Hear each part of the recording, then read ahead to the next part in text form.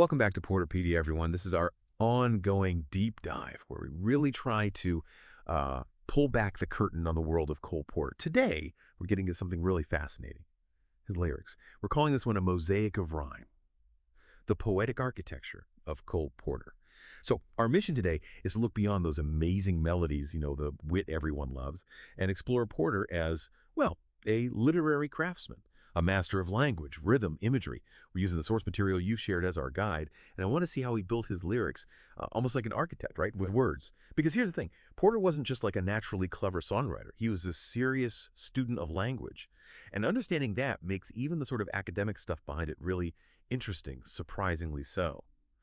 Okay, so let's unpack this right away. Our source hits us with something pretty remarkable about his background, something I bet most people don't know.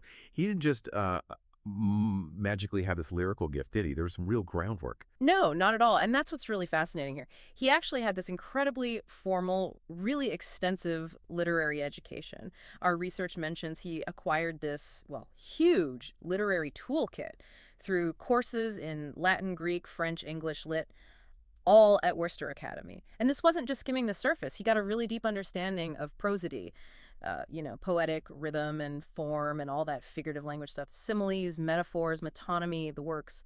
So yeah, you're right. It wasn't just raw talent. It was highly trained, very disciplined skill. Wow, okay. Steeped in the classics then. And the source brings up a key influence, Dean Daniel Webster Abercrombie. How did this teacher specifically shape how Cole approached writing lyrics? Right, Abercrombie. He taught Greek, Latin, even music, apparently. And he had a huge impact. Our source points out that Porter himself said Abercrombie taught him how he could match the rhythm of his words with that of his music. Ah, matching words and music. Exactly. It wasn't just theory. It was about applying literary tools directly to making music. And what that means, thinking bigger picture, is it explains why his lyrics just feel so musical, doesn't it? Our source even says you could read the lines aloud and get a pretty good approximation of the tune, even if you didn't know it. It wasn't an accident. It was learned, really ingrained from that tough academic background. It let him craft words that just sang. That synergy was rare. Okay, this is where it gets really interesting for me. Prosody. Rhythm, meter. Sounds super academic, like something you'd study in a dusty library. But Porter made it, well, swing. How did he take these formal rules and make them work so smoothly in his songs? Well, the way our source lays it out, verse and poetry is basically a form that follows the rules of versification, the art of making verbal music using meter. Meter's just that regular pulse, right? The pattern of stressed and unstressed syllables, a beat, but with words. Porter learned how to scan lines, find those rhythmic units, those feet. The main ones are iambic dad, DUM, which is super common, and trochaic DA dum, the opposite. Understanding those let him map out the rhythm. So he knew all these technical patterns. Did he just rigidly follow them all the time? Or did he kind of mess with them, play around? Knowing Porter. That's a great question. And yeah, it shows his genius. He was definitely not a strict metrician, not in the classical sense. Instead, he'd often alternate meters within the same lyric. He was always experimenting. Yeah, not just randomly, but to make it work better musically or dramatically. Like take that early lyric, At a Dawn Tea from 1913. Our source shows the first stanza has lines with different numbers of feet, tetrameters, demeters. It says there's no metrical uniformity if you're looking for strict rules. Right. But read it aloud. Dawn Tea. That's a perfect trochee, DA dum. The rhythm flows. He cared more about how it sounded sung, the natural voice, than ticking academic boxes. The rules were tools, not handcuffs. That's so clever. So he tweaked the rhythm, bend the meter a bit to land a word just right or create a feeling or just make it sound better. Precisely. He was brilliant at experimenting with syncopation. That's a music term, yeah, but here it's about words he'd disrupt the regular beat to get a different rhythm, maybe more natural, maybe more surprising. Our source even compares it to Marlowe's Passionate Shepherd poem, showing how Porter created an alternate meter just to fit the human voice. He could emphasize words like me or love by putting them on the natural stress, or sometimes deliberately off the beat for that syncopated feel. It's like Hamlet telling the actors to speak trippingly on the tongue. Porter did that with lyrics. They feel effortless, even when they're complex.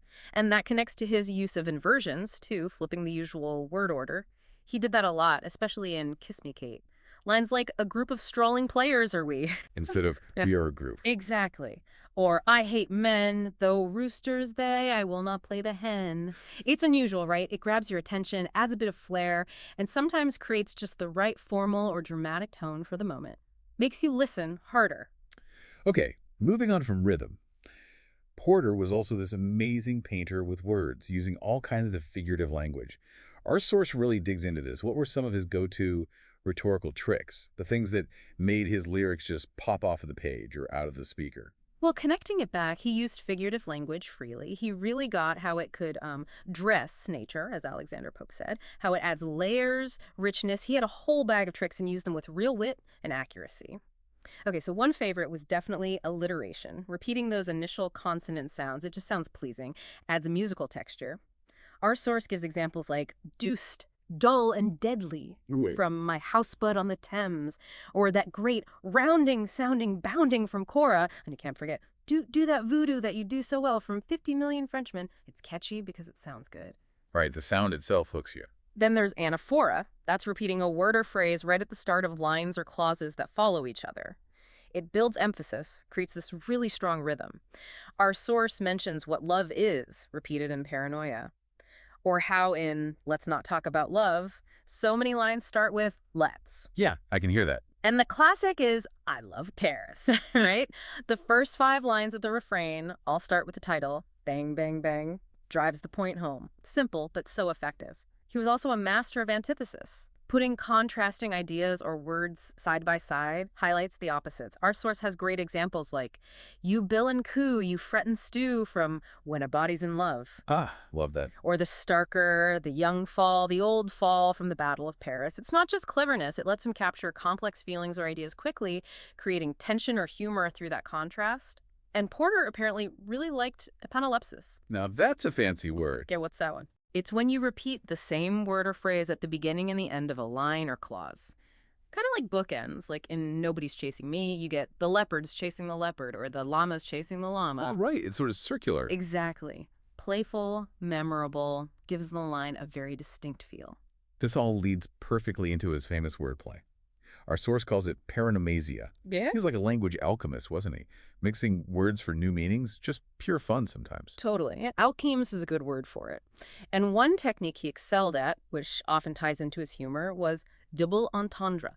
That deliberate ambiguity where a word or phrase has 2 meanings, one innocent, one often, risque or suggestive. The naughty stuff. Sometimes. Our source mentions Du Barry was a lady being full of sexual innuendo, playing on words, and the absolute classic, My Heart Belongs to Daddy. Daddy obviously has multiple layers there. Rich, older guy, actual father. Mm-hmm. Even seemingly simple phrases like make a play for the caddy or making the team in Porter's hands, they often had these hidden double meanings. A little wink to the audience who is paying attention. It's part of why his lyrics still feel so sharp. He really did love to mess with conventions, didn't he? Flip things around, do linguistic gymnastics. Absolutely.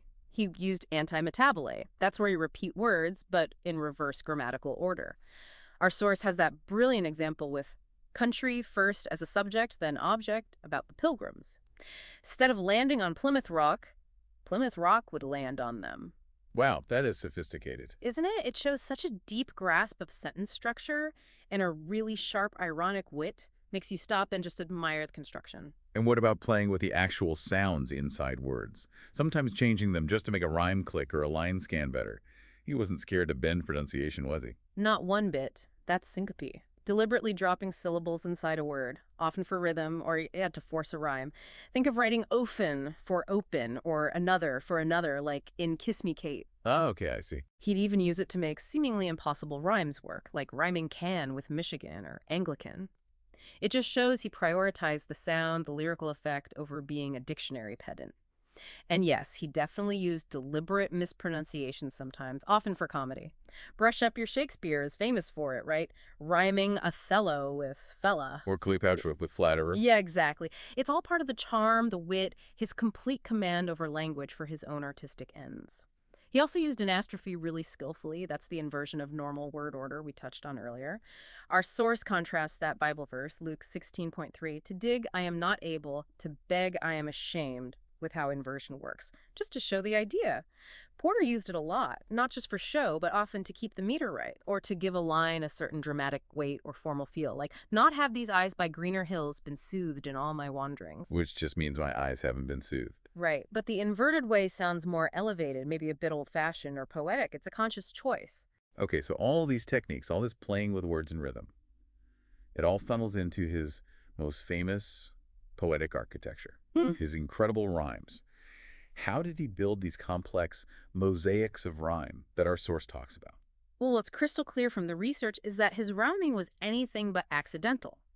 A mosaic of rhyme is the perfect description, every piece carefully chosen, carefully placed. He completely mastered the verse-refrain form, his metrical dexterity, and especially, his love of rhyme. He wasn't just finding rhymes, he was crafting them, pushing boundaries. Pushing boundaries how? Well, take remote rhyme. That's where the rhyming words aren't right next to each other, or even in consecutive lines, they're spread out.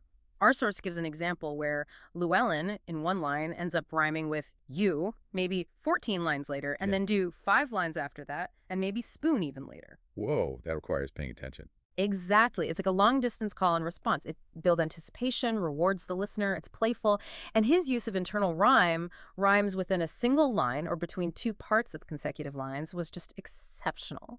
It creates these brilliant little echoes inside the lyric itself, making it even more musical. Our source lists some great ones. Neglect your architecture, sandwich land, which... Hand in hand we'll make for the land. Yes! Run for shelter, helter-skelter, or the foam we can roam. They're not just clever, they make the lyrics flow beautifully, they delight the ear even without the tune. He also carefully balanced syllables, building clusters of long syllables and varying them with groups of short ones. It creates this really dynamic texture. Our source highlights, so deep in my heart, you're really a part of me. See how heart and part are linked by that smooth 4-syllable chain in between? It just feels right. Yeah, it flows perfectly. And by 1914, the source says, Porter had totally mastered these rudiments of his craft. This wasn't just talent showing up. This was years of study, years of practice, applying these literary ideas meticulously. So wrapping this up, what does all this really mean for us when we listen to Porter, our deep dive into this mosaic of rhyme, his poetic architecture? It feels like we found a hidden layer, doesn't it? Like seeing the blueprints for a building we thought we knew. I think what it really highlights is that Porter wasn't just a guy with catchy tunes. He was a serious student, a really sophisticated language architect, that lyrical genius. It was built on this incredibly solid literary foundation. And he used that knowledge with, well, both incredible precision and this playful willingness to break the rules when it suited him. It really elevates his work, I think. It's not just songwriting, it's genuine linguistic art. It shows this profound literary mind was working behind those beloved songs. And for you listening, maybe this offers a new way, a richer way, to appreciate Cole Porter. His songs aren't just catchy or witty though they are. They're also these intricate linguistic puzzles, these beautifully built poems where every single word, every sound feels deliberately chosen and placed. Yeah, so maybe here's a thought to take away. The next time you listen to a Cole Porter song, try listening for these things. Can you hear those specific literary devices now? Can you spot the clever syncope that makes a tricky rhyme land just right? Or maybe pick up on a subtle double entendre you missed before. If you actively listen for these elements, what new things might jump out? What little aha moments might you find hidden inside that timeless music? There's always, always more to discover with Porter.